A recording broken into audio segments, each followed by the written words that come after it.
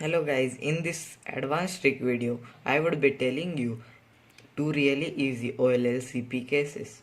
So let's start.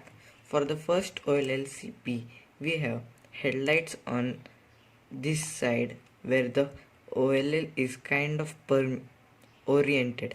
If you have seen my first video, I talked about a very similar OLLCP to this case where we have headlights on either these two sides. It's just a J-perm using two wide moves. So this case is very similar to that case. It's also a very easy algorithm. It's a T-perm using two wide moves. We use T-perm, so instead of R you do wide R. For this case R U R prime U prime, and instead of here R prime you do wide R prime, and just continue with the normal alg.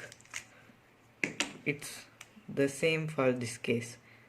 Wide R U R prime U prime, wide R prime F R2 U prime R prime U prime R U R prime F prime, and it's the mirrored algorithm for this case when you have headlights on the right side.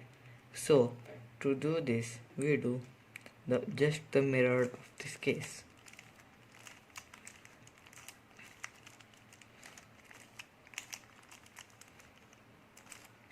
and that would give us all corners permitted.